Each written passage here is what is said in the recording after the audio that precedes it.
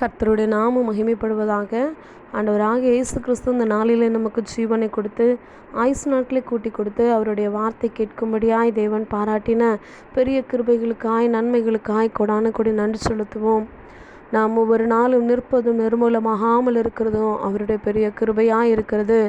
இந்த நாளிலும் கூட கர்த்தர் நம்மளோடு கூட பேசுகிற வார்த்தை எரேமியா 33ஆம் அதிகாரம் 3ஆம் வசனம் எப்படி சொல்லுகிறது?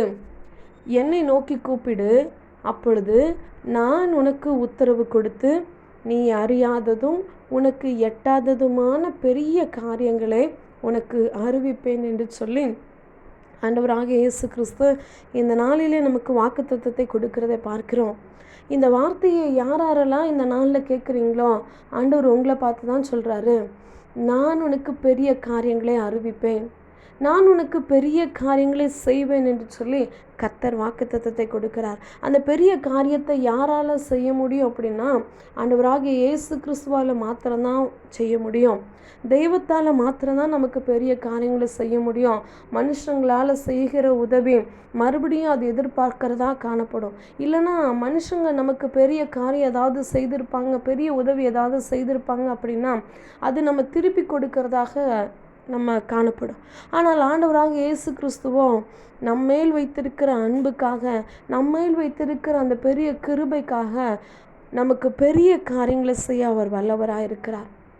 அவர் சொல்கிறாரு, நான் உனக்கு பெரிய காரியங்களை செய்வேன். அது மாத்திரம் இல்லை, நம்ம அறியாததும் எட்டாததுமான பெரிய காரியம், நமக்கு தெரியாத பெரிய காரியம், நமக்கு நடக்காத பெரிய காரியத்தை கர்த்தர் ஒருவரால் மாத்திரம்தான் செய்ய முடியும்.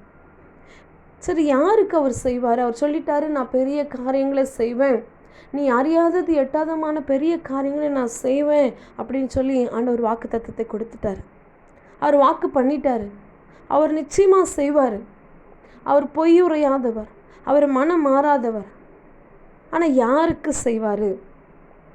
யாருக்கு அவர் அறியாததும் எட்டாததுமான பெரிய காரியங்களை செய்வார்னு பார்ப்போமானா மேலே உள்ள காரியம் சொல்லுகிறது, என்னை நோக்கி கூப்பிடு, அப்பொழுது நான் உனக்கு உத்தரவு கொடுத்தேன்.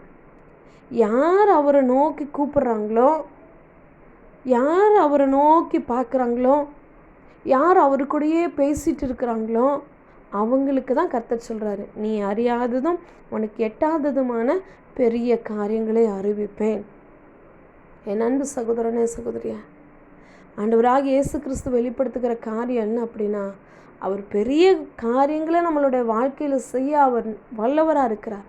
ஆனால் யாருக்கு அவர் செய்வார் அப்படின்னா, அவரை நோக்கி கூப்பிட்றவங்களுக்கு, அவரை நோக்கி கூப்பிடுறவங்களுக்கு, கஷ்டம் வர நேரத்தில், துன்பம் வர நேரத்தில், வியாதி வருகிற நேரத்தில் அவரை நோக்கி கூப்பிட்றவங்களுக்கு தான் அவர் அறியாததும் எட்டாததுமான பெரிய காரியங்களை அவர் செய்ய வல்லவராக இருக்கிறார். வியாதி வந்துருச்சு, உடனே மருந்து மாத்திரையை தேடாதபடிக்கு, மருத்துவர்களை நம்பாதபடிக்கு, அது ஒரு பக்கம் இருந்தாலும் அதை காட்டிலும் முதலாவது நம்ம படைத்த தேவனுக்கு நம்ம தலையிலிருந்து ஒரு முடி உதிர்வதற்கு கூட அவர் சித்தமில்லாமல் உதிராது. அப்போ நம்மளோட சரீரத்தில் வியாதி வந்துருச்சு அப்படின்னா முதலாவது பரம வைத்தியராகி ஆண்டவராகி இயேசு கிறிஸ்துவை நோக்கி நம்ம கூப்பிடணும்.